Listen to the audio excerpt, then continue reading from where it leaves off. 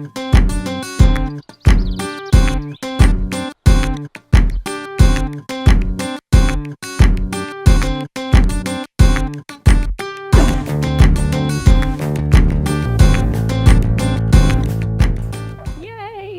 Cool. Can you all hear me okay without a microphone? Yep. So I'm Roxy, this is Rachel, we're from TradeMe, as Elise said. Today we're going to be chatting to you about our design teams at TradeMe. I'm head of design at TradeMe and Rachel is our design lead in our area of product. So what we'll be chatting about today, if we go forward, is how we encourage our designers to think outside their here and now and their own personal experiences. So who is TradeMe Design? We're roughly 35 designers across 3 cities, so Wellington, Auckland and Christchurch. We range in experience. I really love getting new designers on board who have different backgrounds, who are different ages. I was thinking before that maybe we have a wide range. We've got about a 20-year age range, which I think in our industry is actually quite big, but probably in the world that's still pretty narrow. So that might be the one small thing that we're pretty narrow on. But people before they come to TradeMe have been artists, they've been interior designers. We have an Indian rapper, we have musicians, we have fine artists. We have people from all over the place that come and work in design within TradeMe. So we have a combination of product designers who work on our TradeMe product, and then also communication designers who do part of our marketing as well. So our challenge is we are designing products not just for ourselves, like we use them. I buy and sell stuff on TradeMe and look for property and all that, but we are designing and making things for the general public who is much more diverse than us. Than the people who work in our company and people who live in our city. We are one of the few brands within New Zealand who say that we are actually uniquely relevant to everyone in New Zealand at every point in their life, from 18 and up though, because we don't have members under 18, but you see what I mean. So whether you're buying your first car from university, whether you're buying your first house, whether you're selling that house because of a relationship breakup, whether you're buying your Christmas presents, whether you're looking for a job, there's something there for everyone. So we do really need to take into account that everyone. So how do we, think for those people? So unfortunately, I'm not here today to tell you about our awesome user experience team in our research. We do a lot of things facing out to understand our customers. What we're here to talk to you today is how we encourage our designers ourselves to think beyond their own experience. And we do that first by getting them to empathise with each other. So a short way of saying that is, how can we expect our designers to empathise with other people when they can't even empathise with each other? Well, they do empathise, but that sounds really strong, but you know what I mean. So Rachel and I are just going to chat through some of the things that we do, some of the exercises that we run, days, projects, all sorts of things that we do within TradeMe to try and get people to know each other. So this is an example of one thing that we've started doing. This was our very first design day, and this was 3 years ago, I think, where we got all of the designers from across the country together. And for a lot of people, this is the first time that they'd actually met each other. So people working in Auckland finally got to meet the guy who's down in Christchurch, who's by himself, and he felt really included in the team with Wellington. And there was really good times. As you can see, everyone is absolutely stoked to be together. Well, they are there.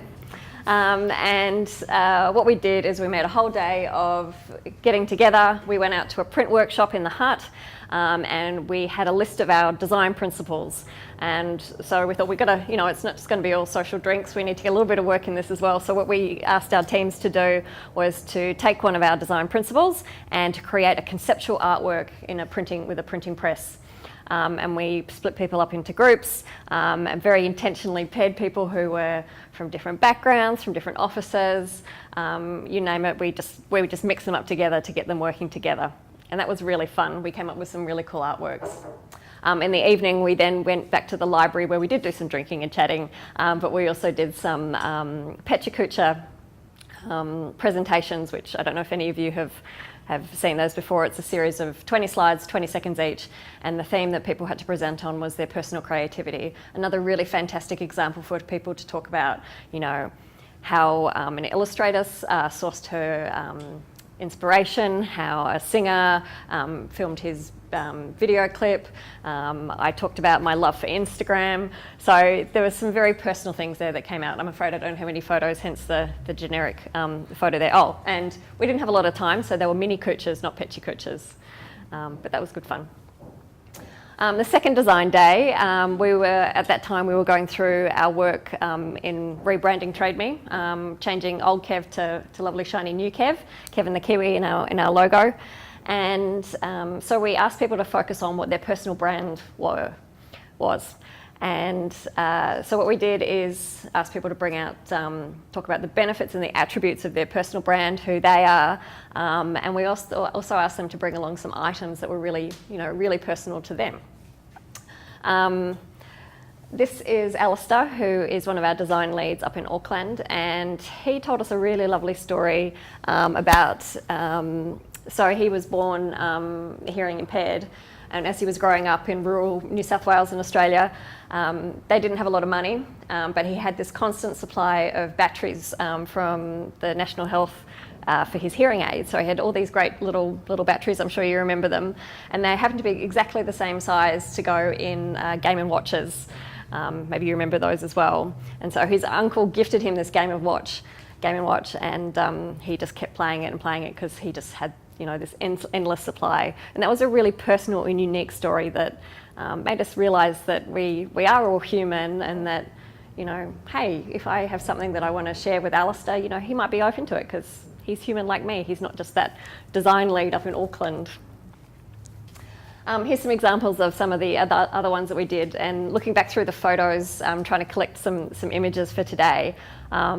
It was actually quite emotional. We were thinking back on what people shared with us, and you can see there's a lot of different kind of visual treatments there, but also a lot of different stories, and we encourage people to share amongst some smaller teams.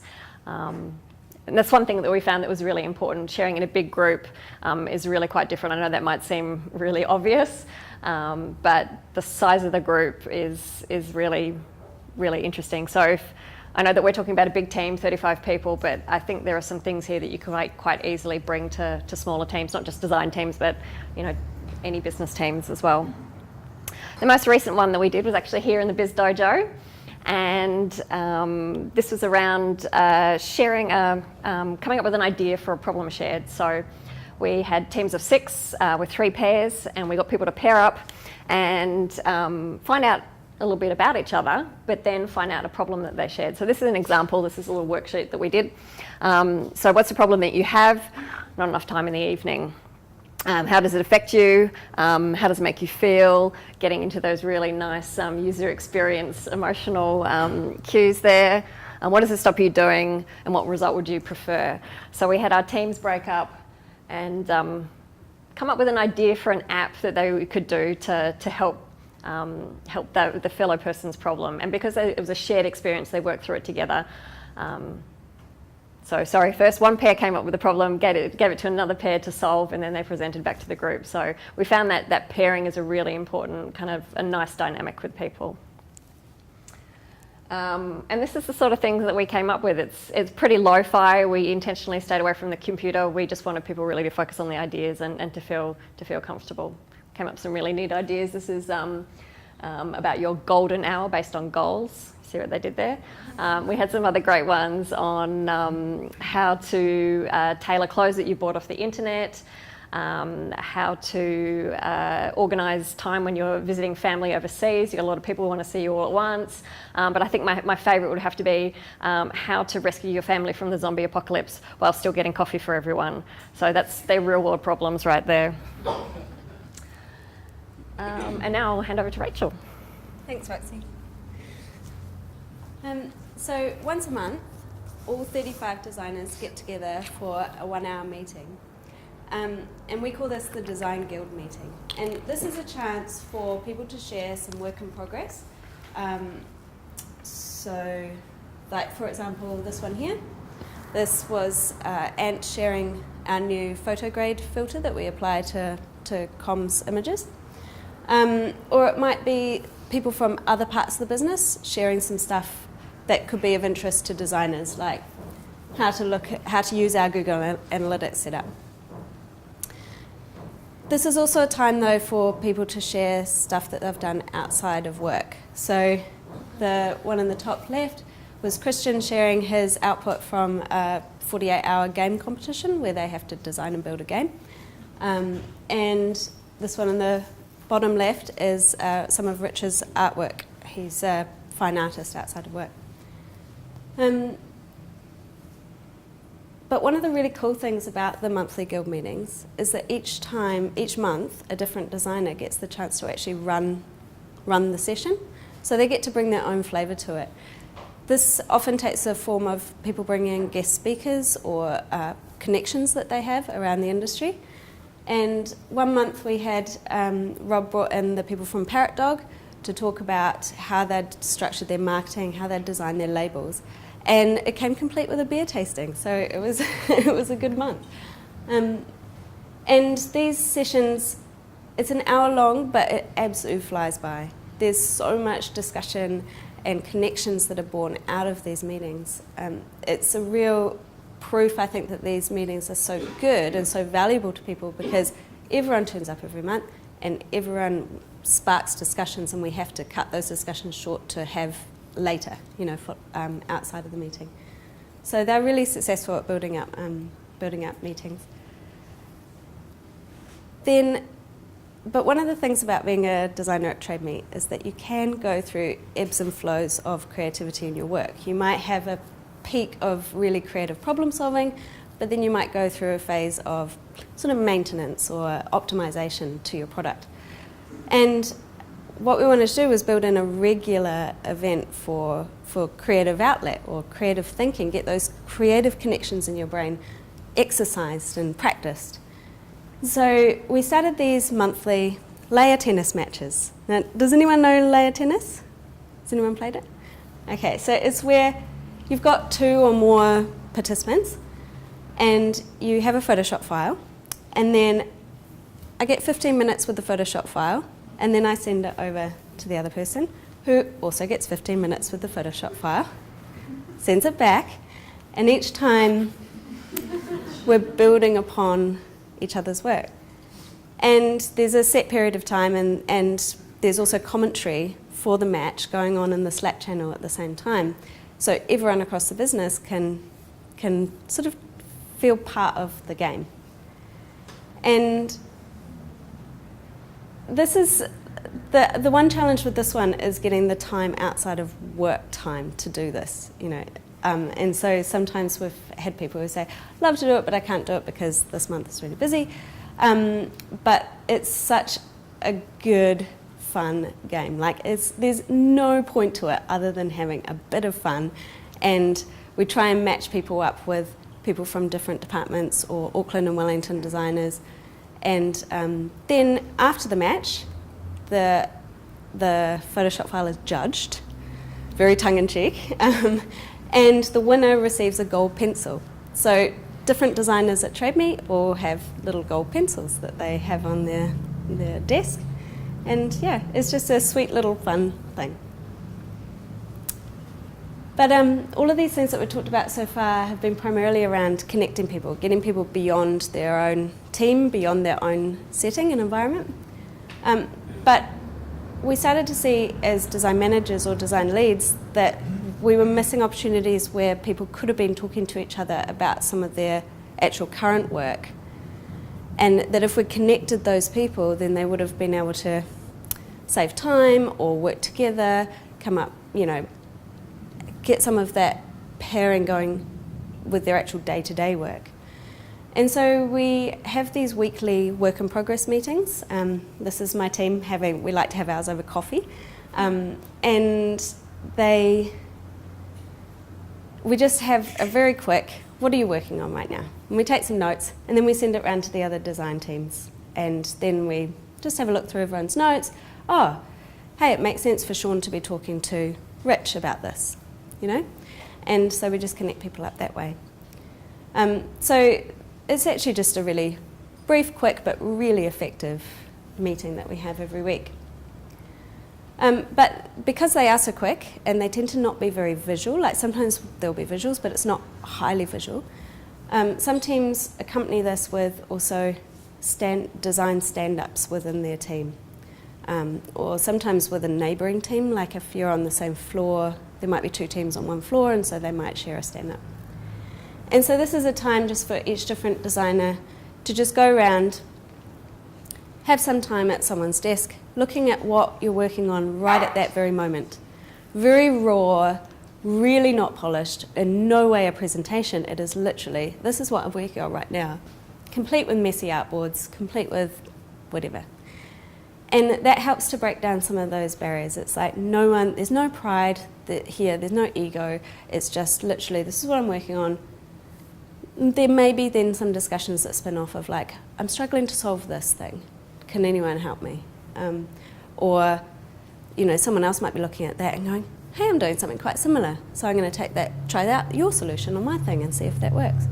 So these last two weekly events are much more sort of practical, day-to-day work things that we do to help get people connected. I'm going to hand back to Roxy now because the last one is one that's close to her heart.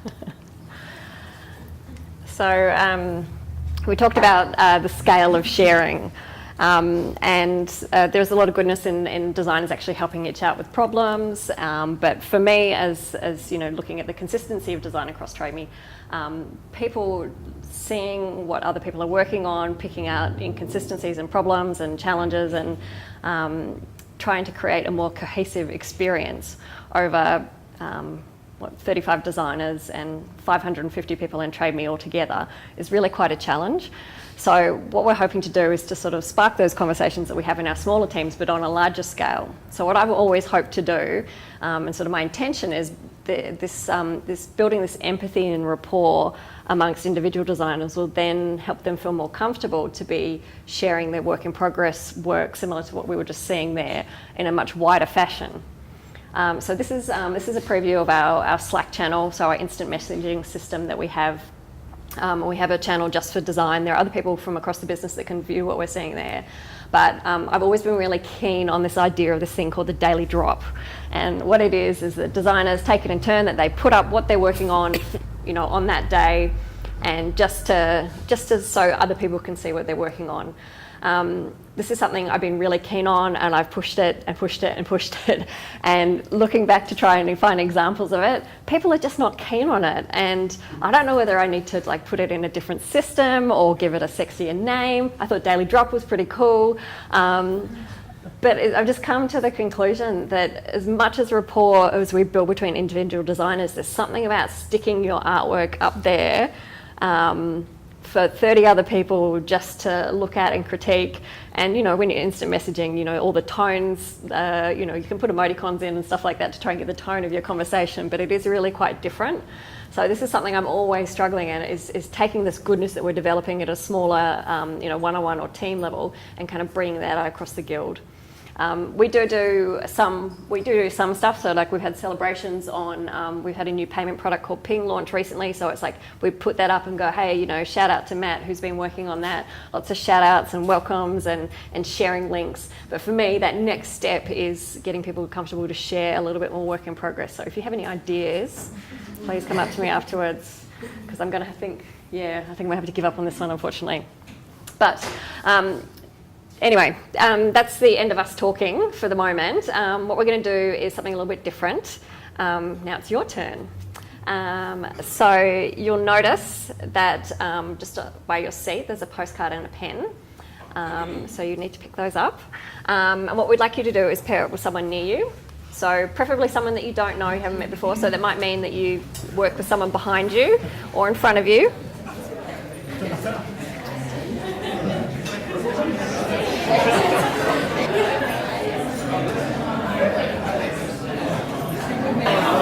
Hi everyone. Okay, it's awesome that you guys are paired up.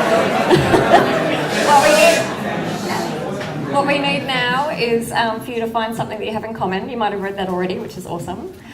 So for our example here, we both like to travel. So find something you have in common, and then out of that, I'd like you to find a common problem that you share. For example, we don't have enough money to travel.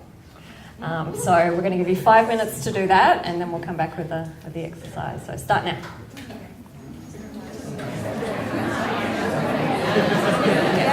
your hands up if you've got a shared problem. Yeah? Great. Perfect. Because now you're going to use your postcard. And on the blank side, we want you to draw a creative solution to your shared problem. Creative problem solving. Then on the other side, we want you to write a little note to the person. And then you'll give them to each other. Simple as that. You got another 5 minutes, so off you go.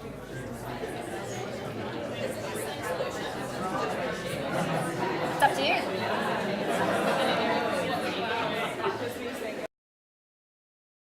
Just one more minute before we go to questions, so just try and wrap up your beautiful artwork.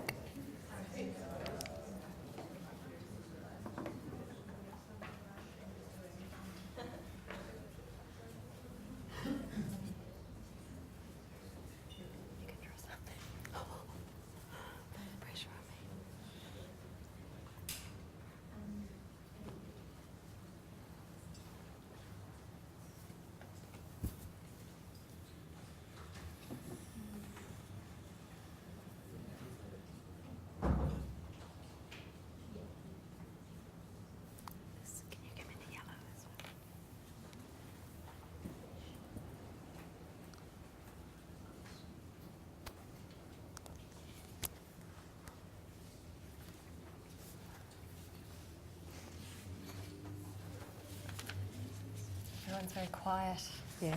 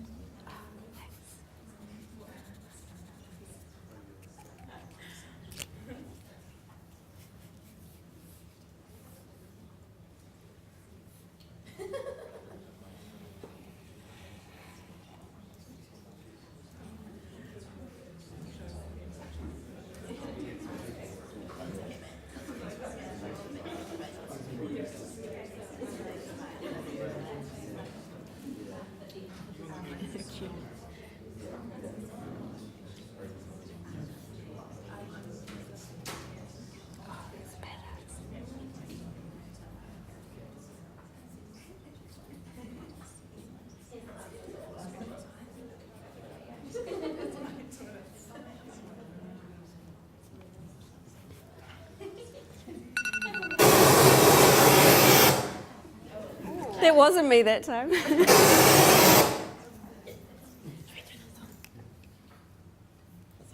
Sorry about that. Okay, but that is our time up, so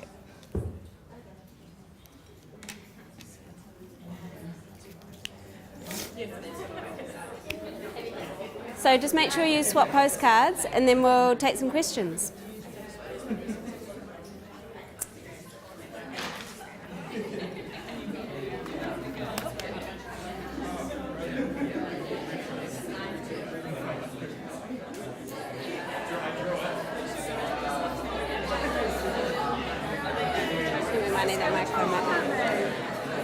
I want to pick it up again in case it yells at us. I think she fixed something. Yeah.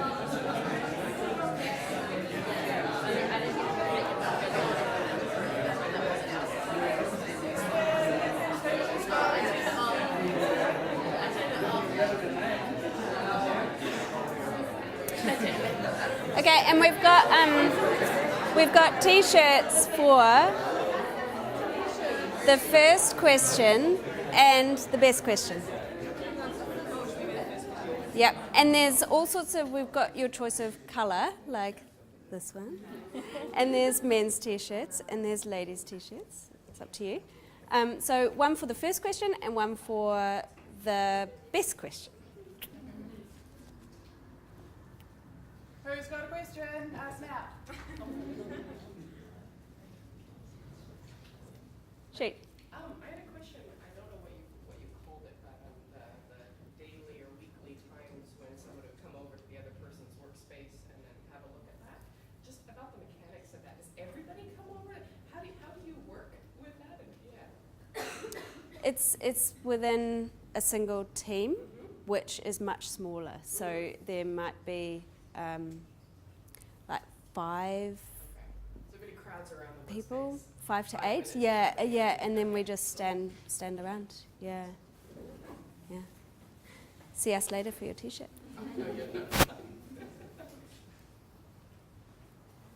That right at the back.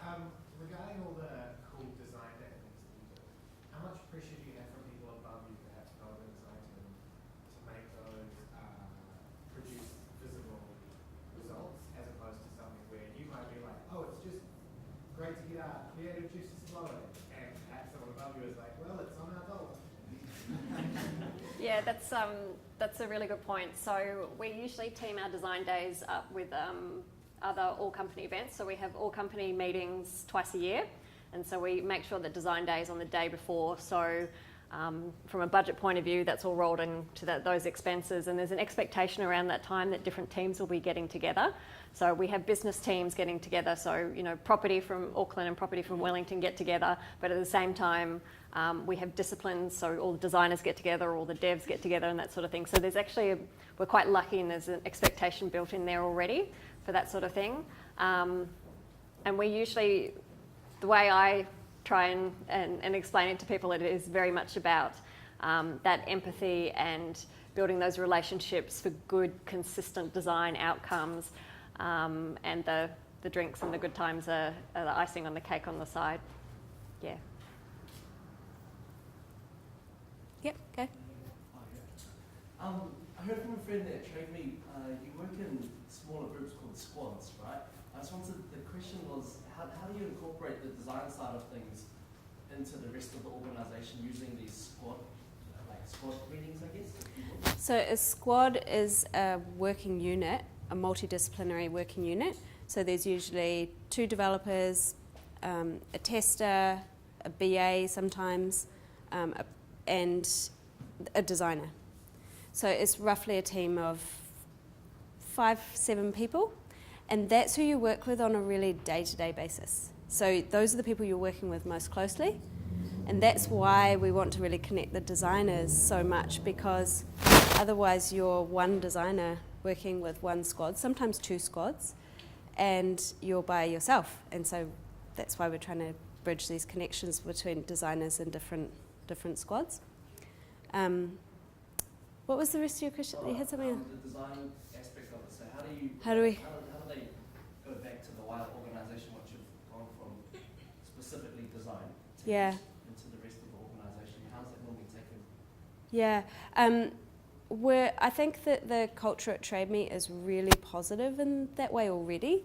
Like, there's already been a lot of work when the design team was a centralised team and disbanded into the squad structure. That design is generally very well regarded and really well respected, and so with being a core member in a squad, you're usually the one doing the work before the rest of the squad, or just ahead of the rest of the squad, and so you're often then working very closely with the product manager and shaping some of the solution and things like that. So I think that hasn't been a hard road for us. Yeah. The other thing that we try and do is really call out the things that we have been doing as well. So designers sometimes have the reputation of being quite quiet and just going off and doing their stuff on the side. Sort of part of our role is also surfacing that and sharing the goodness and showing those direct benefits. Doing the showing, not telling is pretty big for us. Yeah. At the back. If I went on the website, what would be recently done with design? Sorry, say the first bit again. If I was on the website, what would be recent design that you worked on? It depends on which website and which product. At the moment, we have how many native apps? 4 or 5? Yeah, 5 native apps and 3 websites. And so some of the work that we're doing at the moment is trying to consolidate those into a much more consistent experience. But Ping is the new payment system, is probably one of the most recent ones. And that's really exciting, actually. It's a very cool product. But yeah, that's a really recent piece of work. Yeah.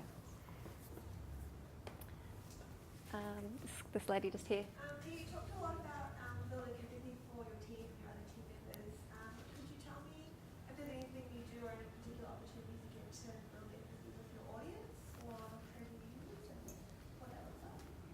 Yeah, very much so. So we have a fantastic UX or user research team that we work with. So we do a series of things. When we're starting off with a product or a design, we will do some really quick, fast street testing. So we'll take our designs out in the street. If you ever guys are ever after any Whittaker's chocolate, we're quite often down in front of the library, bribing people with chocolate there. So we'll take things out and go, just run people through it just to get some general steers of if we're heading in the right direction. That's often based on research that the team's done beforehand, either on a personal need.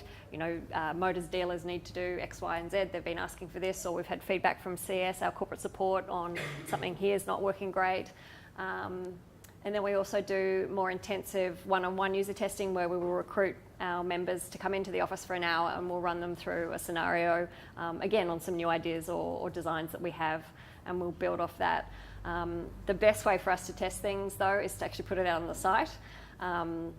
We were just chatting about this morning, and these are very rough numbers, so please don't quote me on them. We have roughly 800,000 people going through the site a day. So you put something out there, you've got some pretty quick results on whether something's working or not.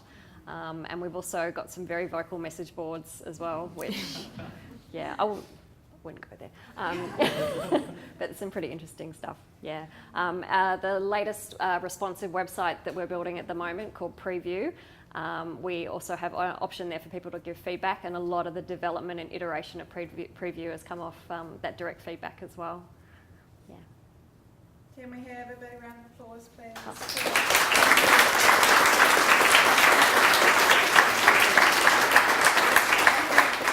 I have some treats for you guys, thanks to our wonderful sponsors. So if you could please share these, that would be great. Here, take this. Thank you. Thank you very much.